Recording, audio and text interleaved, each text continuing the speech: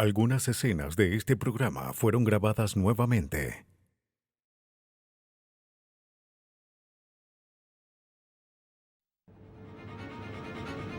En Colorado, el misterioso secuestro de una joven madre termina en homicidio.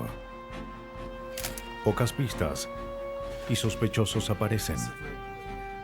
Los investigadores deben valerse de un trozo de madera para resolver el caso. En Minnesota, 4 minutos de un video de vigilancia son la única pista para hallar a una joven. Las autoridades luchan para esclarecer esta pista y convertir una cinta en una sentencia de por vida. En todo momento y lugar, personas son secuestradas y apartadas de sus rutinas diarias. Pero los culpables siempre dejan pistas atrás. Seguir estos indicios toma tiempo. Pero los investigadores superarán todos los obstáculos para resolver estos secuestros fatales.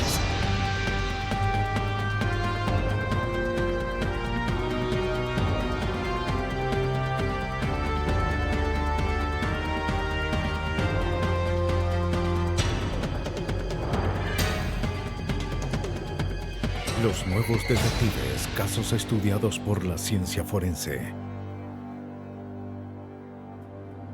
Secuestros fatales. En este episodio se han cambiado algunos nombres. Natalie y Matthew Mirabal pasan una tarde divertida con familiares y amigos el 25 de septiembre de 1999. Cerca de las 8 de la noche, regresan a su hogar en Longmont, un suburbio en Boulder, Colorado. Pensaron que la noche había terminado, pero sus problemas apenas empezaban. Más tarde, la policía de Longmont recibe una llamada de Matthew Mirabal, quien denunciaba la desaparición de su esposa. Dijo que Natalie fue a comprar unos víveres 3 horas antes y no había regresado. Fue la última vez que la vi, la última vez que hablé con ella.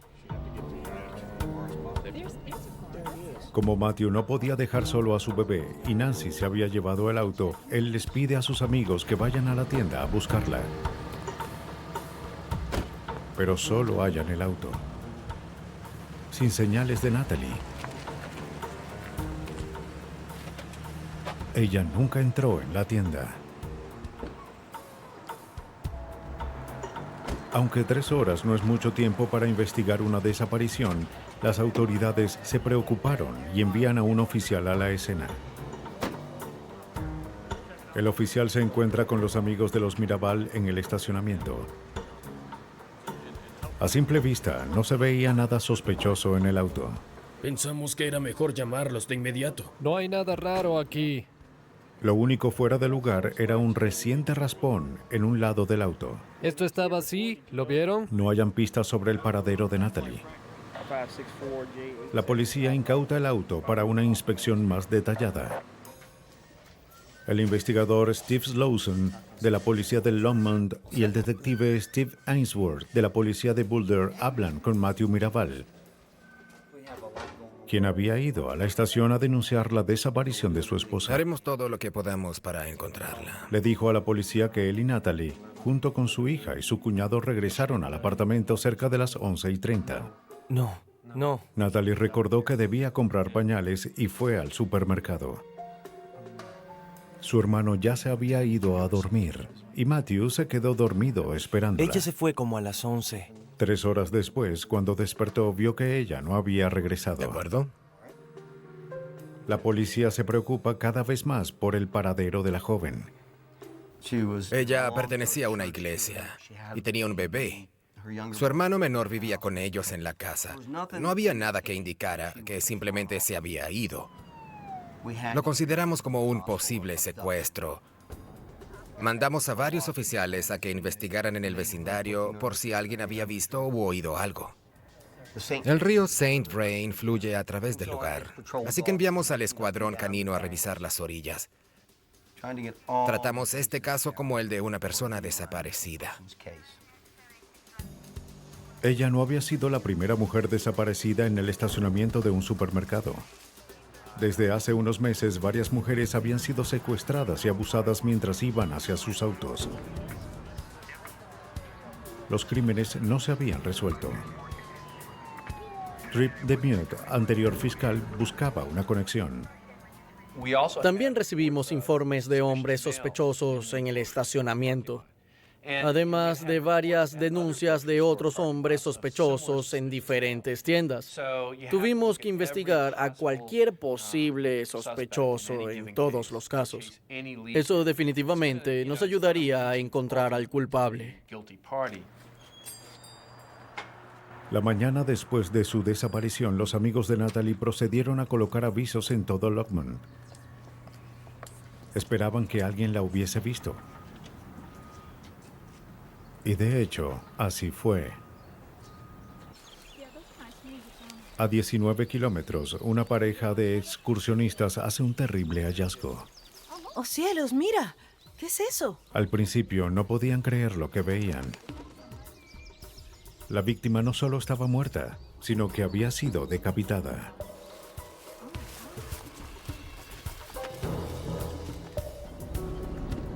...536, en camino a 1 kilómetro de Buckingham. El detective Steve Ainsworth se dirige a la escena. Se une a otros investigadores del área que ya habían acordonado los alrededores del lugar. Habría que dividirnos en diferentes sectores. Las autoridades se dividen a fin de obtener la mayor cantidad de información sobre la escena del crimen.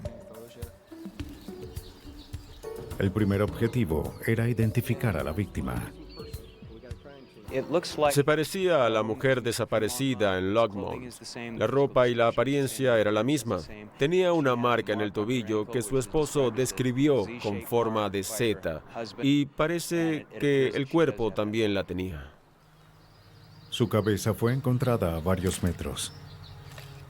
El patrón de sangre del cuerpo indicaba que fue decapitada después de su muerte. Los investigadores creen que fue asesinada en otro lugar y su cuerpo fue llevado allí. Parece que fue decapitada en el lugar donde la encontramos, o cerca de esa área.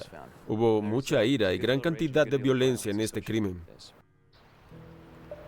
Se fotografían y recogen todos los objetos encontrados en el área. Pero a pesar de los esfuerzos de la policía, no había muchas pistas. No había mucha evidencia por aquí. Allí estaba el cuerpo y no había mucha sangre alrededor del área. Tampoco había evidencias de lucha en el lugar. Pero en este punto del caso no se podía pasar nada por alto.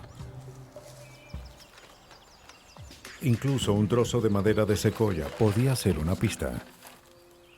De acuerdo con el detective Tony Matthews.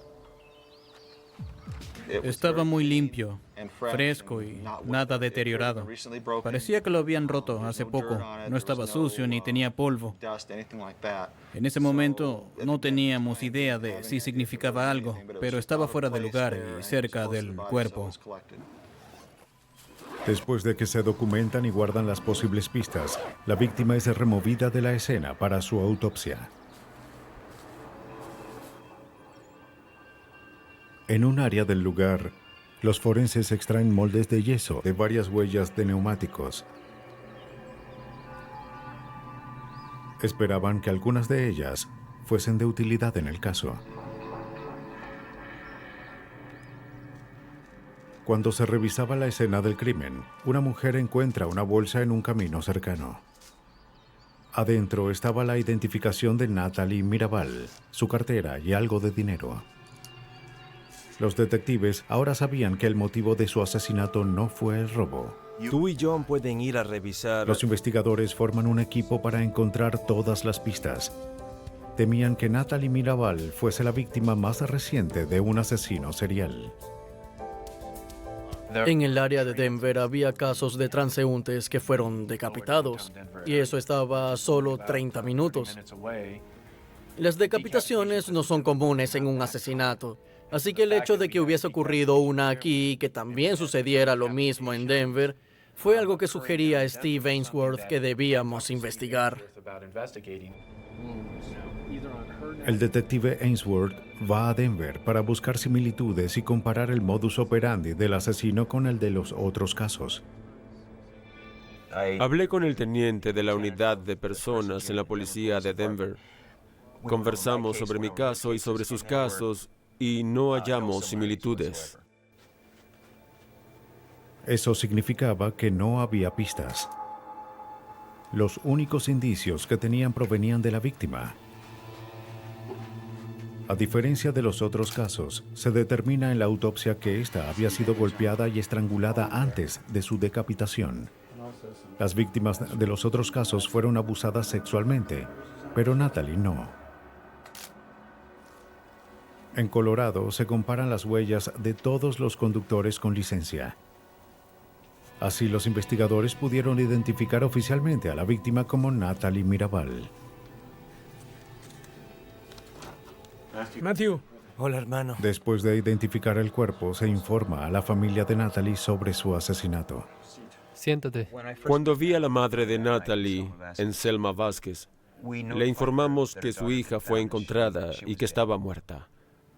No le dijimos lo que había ocurrido, pero estaba muy desconcertada. ¿Quién le hizo esto? ¿Qué pasó? Luego los investigadores averiguan si se trataba de una víctima al azar o fue asesinada por alguien que conocía. Al interrogar a sus familiares, se dan cuenta de que Natalie tenía una vida feliz sin enemigos. Su madre, Anselma Vázquez, la recuerda. Ella era una luz para todos. Podías estar en un cuarto oscuro y gris y Natalie lo convertía en un lugar feliz y radiante. Ella le daba alegría a todos los corazones. Para el detective Ainsworth, este caso se convirtió en algo personal. Antes de marcharme esa noche, le dije, Anselma, te prometo que hallaré al que le hizo esto a Natalie. Por la madre de Natalie y en nombre de la justicia, los investigadores no descansarían hasta hallar al culpable. Cuando el cuerpo de Natalie Mirabal es hallado en las montañas, los investigadores se enfrentan a dos posibles escenarios. O fue víctima de un desconocido, o su asesino era alguien que ella conocía. Como la mayoría de las víctimas conocen a sus asesinos, Matthew Mirabal, esposo de Natalie, aceptó que los investigadores registraran su casa en búsqueda de cualquier pista que la vinculara a su asesino. Según el ex fiscal Trip DeMuth, los cónyuges y familiares son los primeros a quienes se debe descartar. Una de las reglas que seguimos en la investigación criminal es empezar desde los círculos más cercanos y trabajar a partir de allí. El esposo es siempre el sospechoso inicial. Algo me cayó en... Los investigadores observan que Matthew tenía un vendaje reciente en un dedo. ¿Algo le cayó encima? Sí. Matthew explica que se había cortado durante su trabajo como pintor. Coopera con la policía y permite que le fotografíen la herida. En este punto, los investigadores revisaban cualquier cosa que pareciese fuera de lugar. El detective Ainsworth y su equipo observarían todas esas pistas y determinarían cuáles eran relevantes. Ron, necesito que uses la Su linterna. investigación pasa al auto de Natalie, incautado del estacionamiento del supermercado. Bien, encontramos unas hojas. El frente estaba lleno de hojas y ramas. Recogeré una muestra de las hojas. Los técnicos forenses recogen muestras de las plantas. Entre el asiento y la consola central, casi oculto a simple vista, hallan un par de guantes de trabajo. El detective Tony Matthews se pregunta para qué tipo de trabajo se utilizaron. Se podía ver sangre en ellos, y al verlos más de cerca había un corte muy pequeño en el pulgar derecho. Toda la posible evidencia es enviada al laboratorio. Las hojas halladas son enviadas a la Universidad de Colorado, donde son analizadas por la botanista Jane Buck. A donde quiera que viaja un auto, recoge rastros de hojas, ramas y semillas. En este caso, los fragmentos dejados en el auto eran una posible evidencia, y a su vez eran una pista del lugar del homicidio. Si observan la alfombra debajo de la alfombra y estos orificios donde están los limpiaparabrisas y debajo del guardafangos y en las marcas de las llantas, todos esos lugares tienen restos de plantas. En Colorado hay plantas diferentes que crecen en regiones distintas. En las montañas, las plantas no son las mismas que las que crecen a una altitud menor. Luego de examinar los restos de plantas, era obvio que el auto había estado en uno de los cañones cerca de Boulder. No podría especificar cuál cañón era, pero no tenía características de la vegetación que crece cerca de los hogares construidos en la planicie. Los hallazgos sitúan el auto de Natalie en uno de los cañones cercanos. El agente Scott Pratt de la Oficina de Investigación de Colorado intenta delimitar la escena del crimen al examinar los neumáticos del auto enviados al laboratorio. Compara las huellas halladas en el cañón con las del auto de Natalie. Extrae el patrón de los moldes hacia una lámina de acetato. Luego coloca el acetato sobre las huellas que quería comparar. De esta forma, podía determinar si el modelo, tamaño y patrón de la llanta coincidían. Estos detalles, llamados características generales, eran un buen comienzo. Pero hay miles de neumáticos con esas características que salen de las fábricas cada día. Solo después de que un neumático sale a la calle es que se forman características individuales que son únicas. Mientras vamos por caminos rocosos, fragmentos de piedras pueden adherirse a la llanta y causar un corte. Los baches pueden causar daños al neumático. Hay diferentes cosas que, al observarlas, pueden incrustarse en la llanta y dejar una impresión única. Los investigadores se sienten afortunados cuando hallan una o dos marcas con características únicas. En este caso, Pratt se sintió más afortunado que muchos. Lo interesante es que tenía 4 neumáticos con marcas diferentes para analizar. Después de observarlos, llegué a la conclusión de que 3 llantas de este vehículo en particular hicieron las marcas. Así Pratt pudo decir con confianza que el auto de Natalie había estado en el cañón donde su cuerpo fue encontrado y que luego regresó inexplicablemente al estacionamiento. Si solo hubiese coincidido una llanta, habría muchas más posibilidades. Pero cuando hayas 3 diseños de llantas en un vehículo y los 3 aparecen en la escena, eso hace que la conclusión sea más sólida. El detective Matthew y sus colegas ahora debían averiguar por qué el auto de Natalie había regresado al estacionamiento. Ilumina acá. La idea de que el asesino se lo hubiese llevado y regresara a dejar el auto en el mismo lugar no tenía sentido. Pensamos que eso no tenía lógica. Por eso debíamos saber qué fue lo que ocurrió. Eso sería un reto. El crimen no tenía sentido. Y tampoco había un motivo ni sospechosos. El mayor reto que teníamos era que tratábamos de establecer conclusiones negativas. Es decir, intentábamos probar que un desconocido lo hizo y básicamente eso es decir, que todo el mundo era sospechoso. En un caso como este, no había que encontrar sospechosos, sino descartarlos. El detective Ainsworth sigue investigando al esposo de la víctima, Matthew Mirabal. Matthew les dio permiso a las autoridades para registrar su casa. Nada parecía sospechoso o fuera de lugar, hasta que encontraron una póliza de seguros reciente. Esta estipulaba que Matthew Mirabal obtendría $250,000 si su esposa fallecía. No era algo muy inusual, pero los detectives la encontraron en un portafolio debajo del sillón de la sala. La policía creía haber encontrado la primera pista del asesinato de Natalie, un posible motivo. Natalie Mirabal estaba muerta y los investigadores trataban de descartar a su esposo Matthew como sospechoso hasta que hayan un indicio. Una póliza de seguros de $250,000 firmada unos pocos meses antes. Era una generosa cantidad y muy oportuna. El detective Ainsworth descubre algo más sobre la póliza. Matthew la había adquirido en secreto. La obtuvo con una orden de pago de una tienda cercana.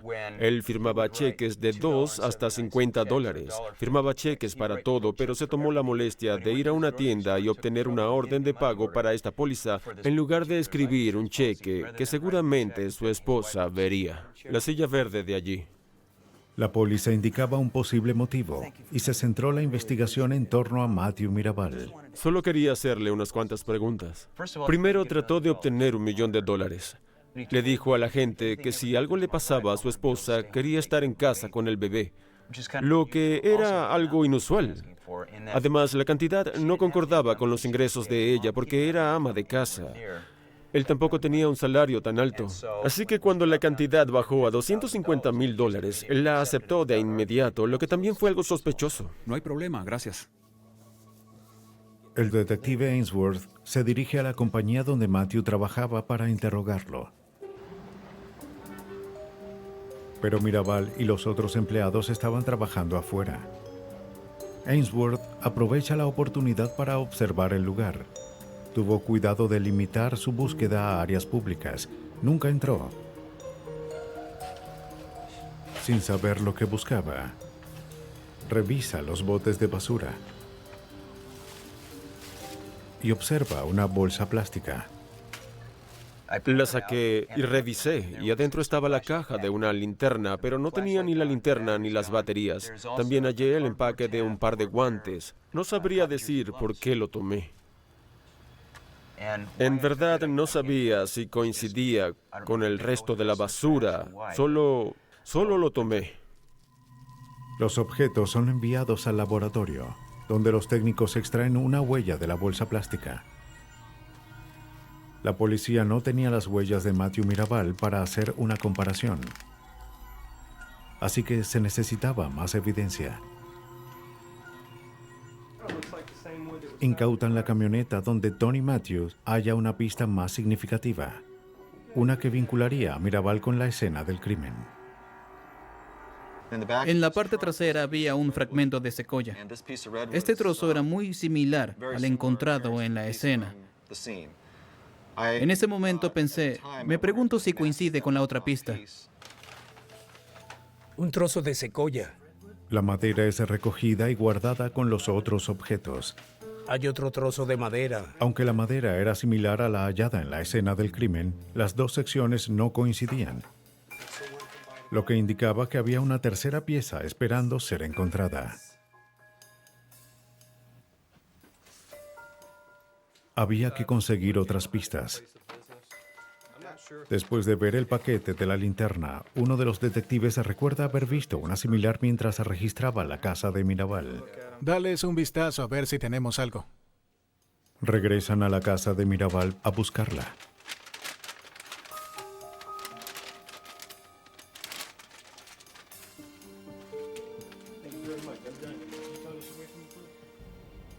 Rastros hallados en la linterna resultan positivo para sangre humana y se analiza el ADN.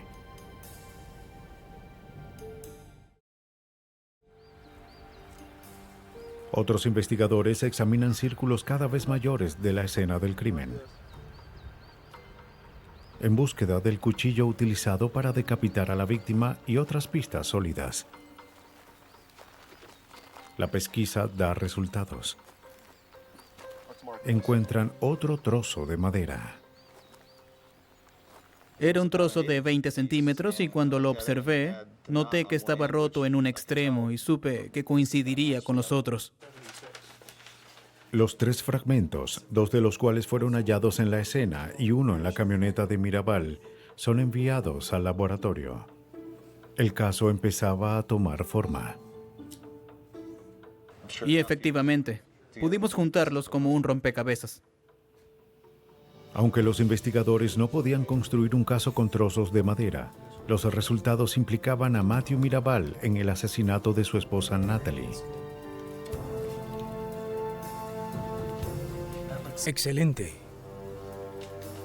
Joe Clayton, de la Oficina de Investigación de Colorado, examina los guantes hallados en el auto de Natalie. Clayton es un experto en serología, el estudio de la sangre y fluidos. Sus análisis revelan que las manchas eran de sangre humana, pero eso no era todo. Uno de los guantes tenía un corte en el área del pulgar. Al voltear el guante, noté que tenía sangre adentro. La sangre en el exterior no parecía haber secado, no era una mancha tan espesa. Así que recogí muestras no solo del exterior, sino del interior del guante. Se analizan las muestras del guante en búsqueda de ADN. El ADN en la parte exterior coincidía con el de Natalie Mirabal. El ADN en la parte interna no coincidía. Se concluye que pertenecía al asesino. Los detectives sabían que Mirabal tenía un corte similar en un dedo, y ahora creían que el guante ensangrentado sería la solución para este caso.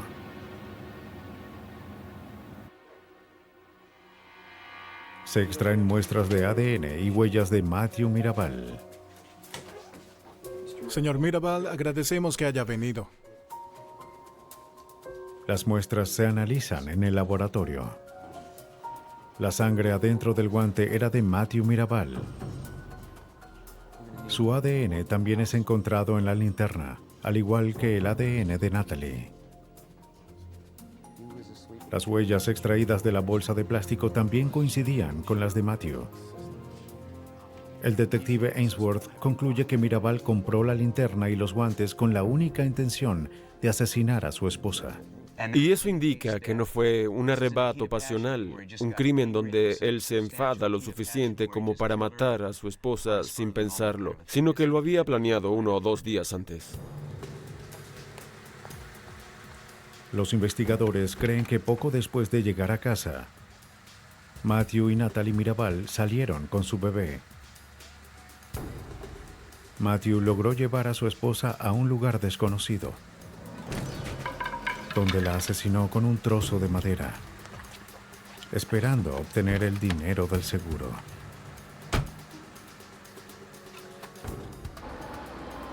Luego de llevar el cuerpo al cañón y decapitarlo, condujo hasta el supermercado, dejó el auto y caminó a casa con el bebé. Al decapitarla, Mirabal creyó que no lo considerarían como sospechoso y que la policía creería que el homicidio de Natalie estaría relacionado con otras decapitaciones en el lugar, pero se equivocó. Durante el curso de la investigación y el juicio, uno conoce bien a la familia de la víctima. Conocimos a todos los familiares de Natalie y nos volvimos cercanos. Así que al final de la investigación, no solo tratamos de resolver una injusticia, sino que no queríamos decepcionar a una familia que apoyamos y con la que trabajamos. Todos los que trabajaron en el caso lo hicieron muy bien. Me doy cuenta de que muchos critican el sistema, pero no saben cuán difícil y agotador es. Hay quienes dicen que no funciona, pero sí funciona. Por su crimen, Matthew Mirabal es sentenciado a cadena perpetua sin posibilidad de libertad condicional. A horas de su desaparición, se pudo conocer lo que había ocurrido con Natalie Mirabal. Pero hay casos en los que el paradero de la víctima es un agonizante misterio. Las afueras de Duluth, Minnesota, son un refugio para pescadores y cazadores. En 1999, un criminal cazaba mujeres jóvenes. En la madrugada del 27 de mayo, la policía del condado de Carlton recibe una llamada. La empleada de una tienda había desaparecido. Nadie, ni siquiera su familia, la había visto desde la noche anterior.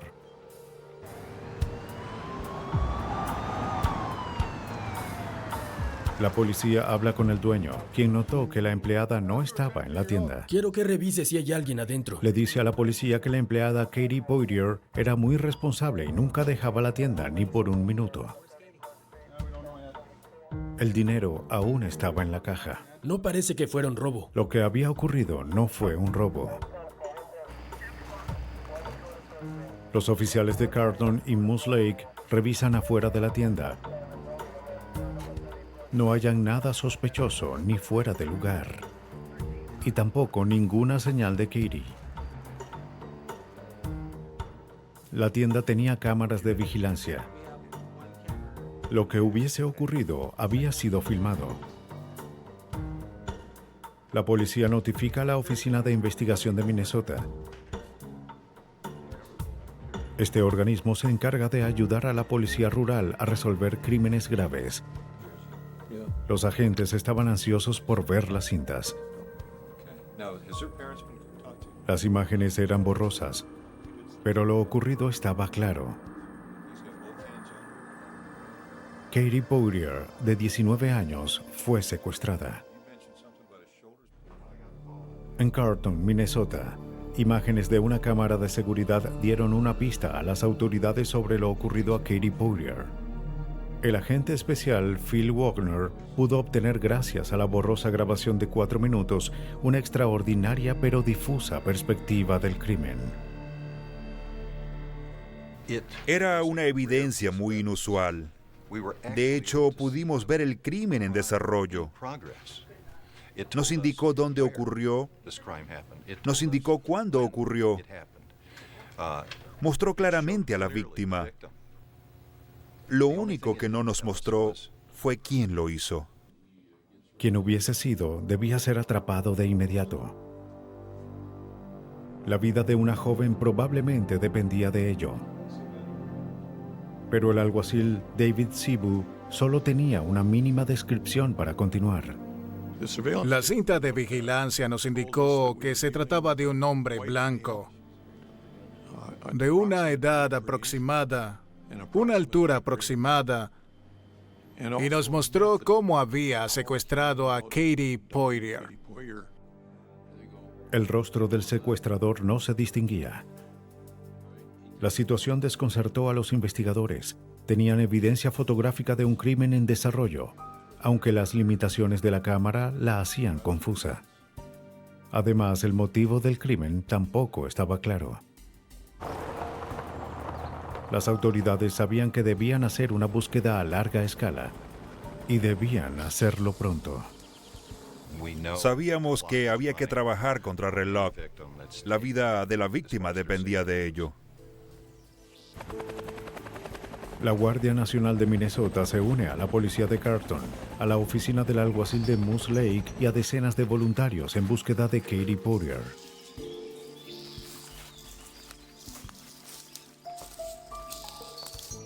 Todo el mundo quiere a Katie.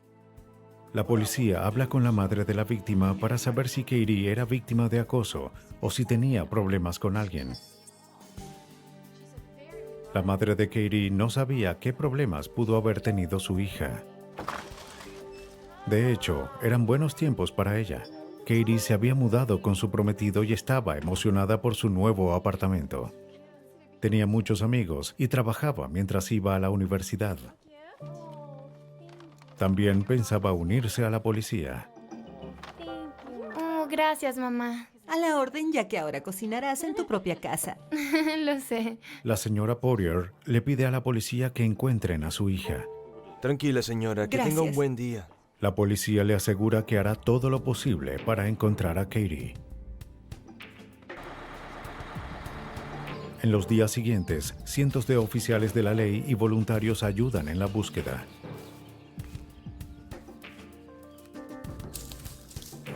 Pero mientras trataban de encontrar a Katie, la esperanza de los investigadores disminuía.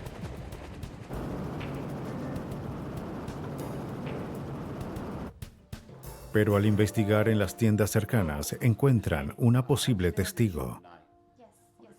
La empleada de una tienda de comida recordó haber visto a un hombre que actuaba sospechosamente poco después del secuestro. Ella dice que la estaba observando y parecía esconderse en el estacionamiento.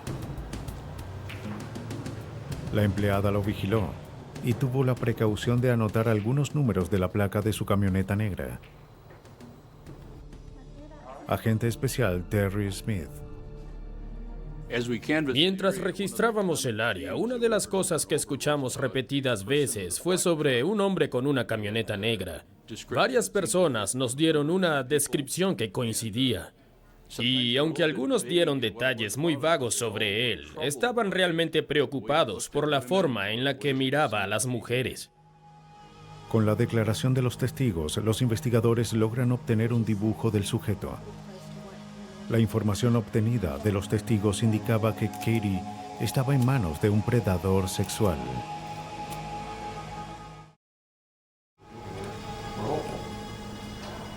Bien, lo que ocurrió en los otros 6 casos. Las autoridades organizan una rueda de prensa para pedir ayuda al público. Si Katie aún estaba en el área, tal vez alguien le había visto o podría reconocer a su secuestrador. No queremos hablar de... Después de difundir el dibujo, el alguacil David Sobey busca la camioneta negra vista la noche del secuestro. Recibimos información parcial sobre el número de placa y la introdujimos en la computadora, junto con la descripción del vehículo, y conseguimos cerca de 2,000 dueños de vehículos registrados en Minnesota. 2,000 nombres. Era una lista abrumadora de posibles sospechosos. Pero ninguna pista es pasada por alto. Se alerta a los oficiales a que detengan cualquier vehículo con la descripción y número de placa de la camioneta. La policía contacta a todos los que tuviesen ese número de placa similar. Donald Pinks estaba en esa lista. Pinks no estaba en casa. Su esposa admite que tenían un camión, pero era gris, no negro.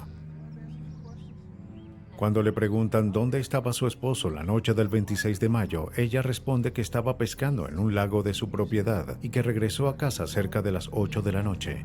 Permaneció allí el resto de la noche. Como varias pistas, esta no llevó a ninguna parte. Las autoridades revisan de nuevo la cinta en búsqueda de alguna pista pasada por alto. El analista Lance Parthé busca formas de aclarar la imagen. Parthé no tenía muchas esperanzas. Cuando alguien nos contacta y dice, quiero que veas esto, sabemos que el video tiene problemas, ya que la calidad de las cámaras es muy baja. Estas son colocadas en las tiendas no precisamente para atrapar a los criminales, principalmente sirve para monitorear la tienda y vigilar a los empleados. Por eso ya sabíamos que la calidad de esos videos era muy pobre. Sin mucho con qué trabajar, Parthé hace lo posible para mejorar la calidad del video. Con las imágenes mejoradas, se determina que el sospechoso llevaba una camiseta del equipo de béisbol de Nueva York. Y tuvimos una discusión sobre el número.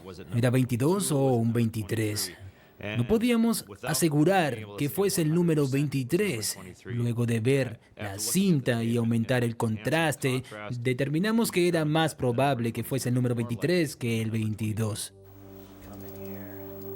Había que difundir esta información. Soy Paul Molitor. Las autoridades le piden al jugador de Minnesota, Paul Molitor, que haga un anuncio al público.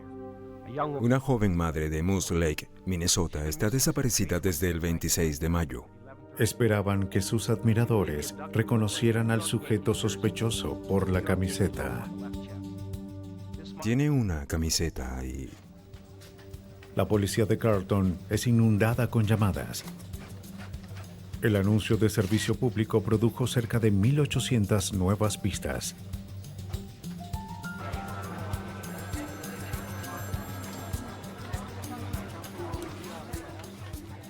Algunos de los que llamaron incluso afirmaron haber visto a Katie, pero ninguna de esas pistas ayudó a encontrarla y las esperanzas de hallarla viva disminuyeron. Mientras las autoridades descartaban las pistas, notan que un ex convicto de abuso sexual llamado Samuel Becker se parecía al dibujo.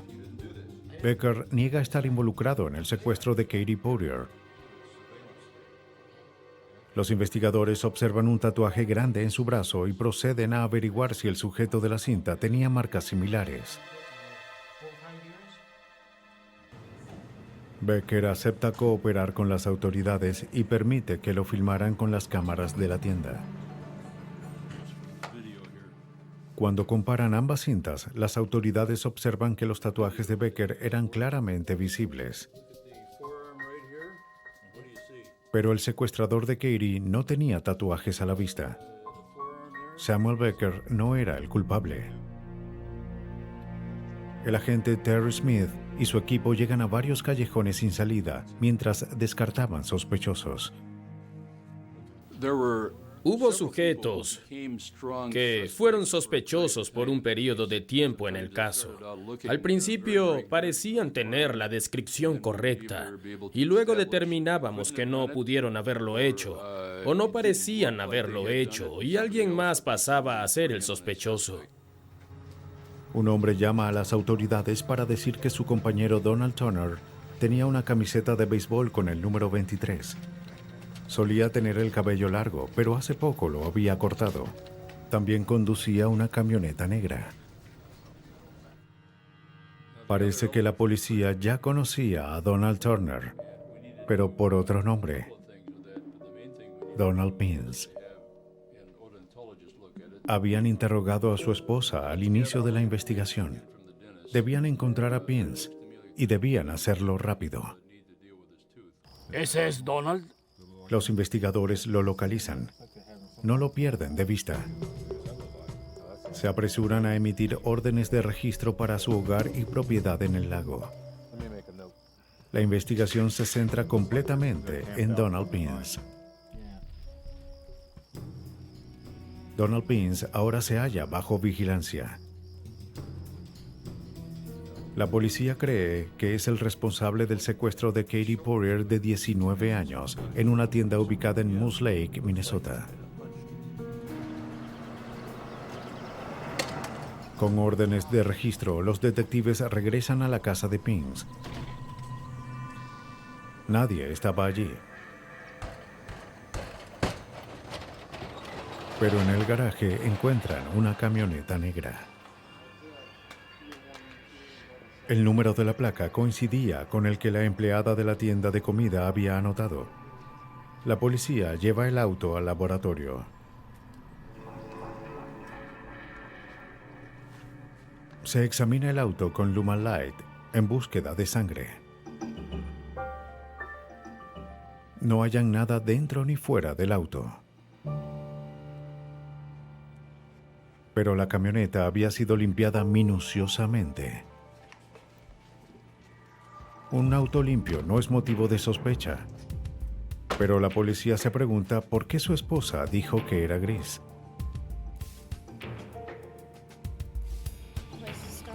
Luego los investigadores registran la propiedad de Pines en el lago y se centran en la fogata, donde examinan las cenizas.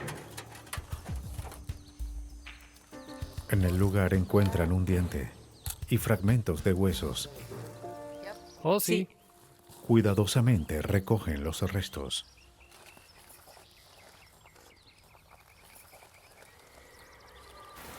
En la Universidad de Hamlin, en Minnesota, la antropóloga Susan Thurston Meister analiza los fragmentos. Lo primero que hace es determinar si eran de un animal o de un humano. Hay dos formas de determinar la diferencia entre ambos tipos de huesos. Primero se observa la forma, el contorno y la textura del hueso a simple vista, así como las uniones entre los huesos.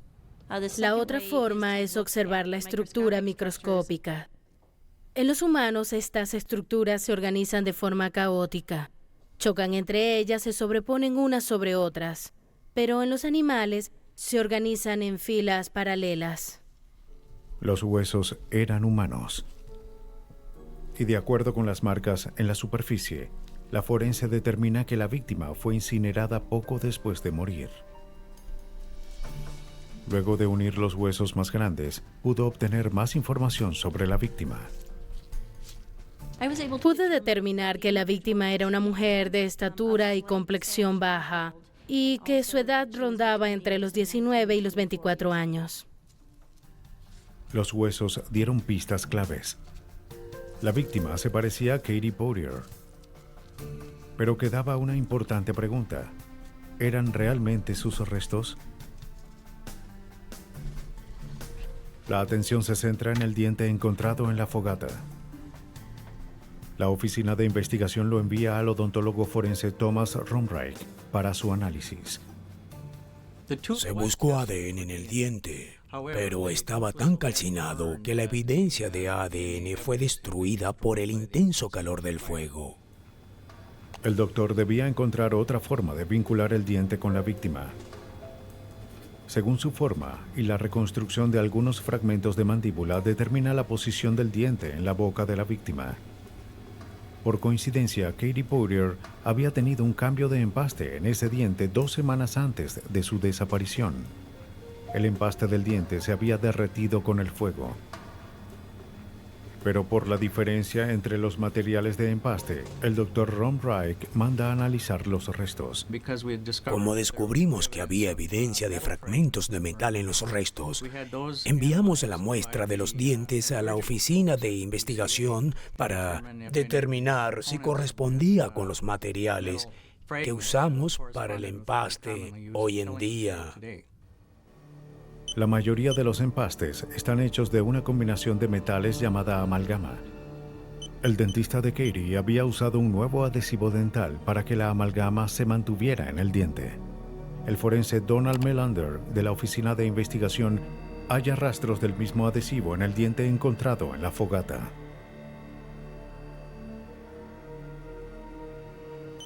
Como era un nuevo producto, no esperábamos encontrarlo. Solo había estado en el mercado desde hace 6 meses, y de hecho el dentista usó una muestra que obtuvo en una conferencia, así que era algo único. Los investigadores tenían evidencias en contra de Donald Pins. El adhesivo dental era suficiente para arrestarlo. Las autoridades lo capturan. ¡Manos fuera de la ventana! ¡Salga del auto! ¡Ahora! ¡Quédese allí! ¡No se mueva!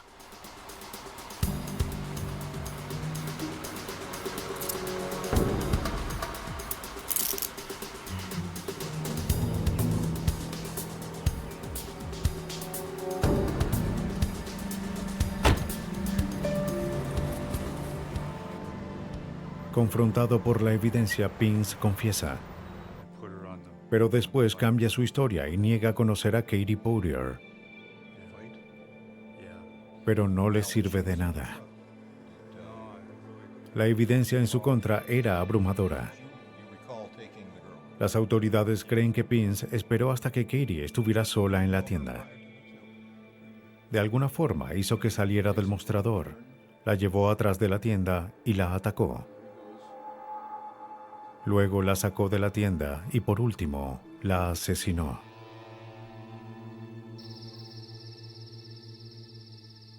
Se deshizo del cuerpo en la fogata de su propiedad en el lago, pero no pudo hacerlo completamente. Es condenado a cadena perpetua sin libertad condicional. Resolver un secuestro es verdaderamente una carrera contra el tiempo. Y aunque a veces el tiempo se agota, la justicia siempre llega al final.